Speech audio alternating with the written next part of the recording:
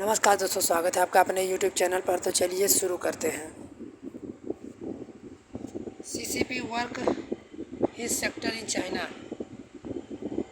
निश्चित रूप से यह चीन के CCP चीनी कम्युनिस्ट पार्टी का अन्वेषण किया गया है, जो विभिन्न पहलुओं और विषयों में शामिल किया जाता है। CCP का इतिहास 1931 में स्थापित CCP के चीनी गृह युद्ध और 1949 में पीपुल्स रिपब्लिक ऑफ चाइना की स्थापना महत्वपूर्ण भूमिका निभाई।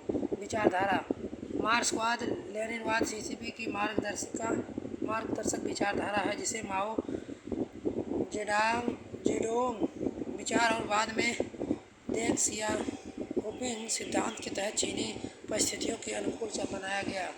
नेतृत्व: CCP का नेतृत्व माओ जेडोंग, देंग सियाओपिंग, जियांग जेमिंग, हो चिंताओ, शी जिनपिंग जैसे प्रभावशाली लोगों ने किया। राजनीतिक संरचना: CCP लोकतांत्रिक केंद्रीयवाद पर काम करती है, जहां निर्णय केंद्रीय रूप से किए जाते हैं और स्थानीय रूप से लागू किए जाते हैं। कांग्रेस पार्टी कांग्रेस हर 5 साल में आयोजित होने वाली CCP की राष्ट्रीय कांग्रेस नीति निर्देश निर्धारित करती है और सदस्यों को प्रमुख पदों पर चुनती है। शासन में भूमिका: CCP चीन में राजनीतिक सत्ता पर एकाधिकार रखती है और जो सरकार की सभी शाखाओं को देखती रहती है।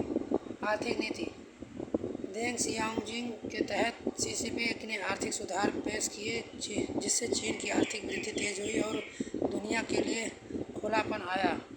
सामाजिक नीतियाँ: CCP एक बच्चा नीति से लेकर गरीबी उन्मूलन पहल तक की नीतियों को लागू किया। सांस्कृतिक क्रांति: 1960 के दशक में माओ द्वारा शुरू की गई राजनीतिक उथल-पुथल की अवधि, जिसका उद्देश्य चीनी समाज से पूंजीवादी पारंपरिक तत्वों को खत्म करना था। तियानमेन घटना 1989 CCP बीजिंग में लोकतंत्र समर्थक विरोध प्रदर्शन का जमकर जोरदार जवाब दिया, जिसके परिणामस्वरूप अंतर्राष्ट्रीय आलोचना हुई। विदेश संबंध: CCP की विदेश नीति क्रांतिकारी अंतर्राष्ट्रीय से व्यावहारिक कूटनीति में बदल गई, जो आर्थिक जुड़ाव और संप्रभुता पर केंद्रित है। सैन्य: People's Liberation Army PLA CCP के नियंत्रण में है, जो चीन की सशस्त्र सेना के रूप में कार्य करती है।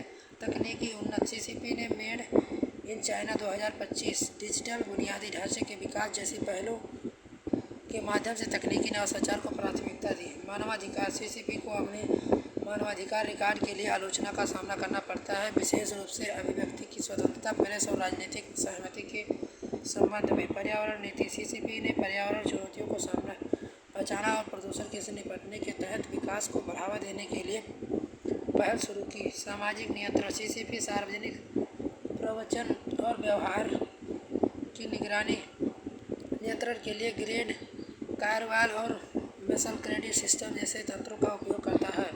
शी जिनपिंग का नेतृत्व: 2012 पदभार ग्रहण करने के बाद शी जिनपिंग ने भ्रष्टाचार विरोधी अभियानों के और वैचारिक पहलुओं के माध्यम से सत्ता को मजबूत किया। Belt and road initiative: Xi Jinping द्वारा शुरू की गई वैश्विक अवसंरचना विकास रणनीति, जिसका उद्देश्य क्षेत्रीय संपर्क और व्यापार को बढ़ाना है। कोविड-19 महामारी: कोविड-19 प्रकोप से निपटने के लिए CCP के तरीकों की वैश्विक स्तर पर जांच की गई, जिसका चीन के शासन के बारे में धारणाओं पर असर पड़ा। भविष्य की चुनौतियाँ: CCP को जनसंख्याई बदलाव, आर्थिक पुनर्संगठन और सामाजिक आशंकाओं के साथ राजनीतिक नियंत्रण को सुनिश्चित करने जैसी चुनौतियों का सामना करना पड़ा। ये विषय चीन से CCP के प्रभाव और शासन का व्यापक आलोचना प्रदान करते हैं, जो घरेलू अंतर्राष्ट्रीय मामलों में इनकी जटिल भूमिका को दर्शाते हैं। लाइक करें, सब्सक्राइब करें YouTube चैनल को, ताकि इससे रिलेटेड वीडियो आपको मिल सके सबसे पहले। तब तक के लिए जय हिंद, जय भारत।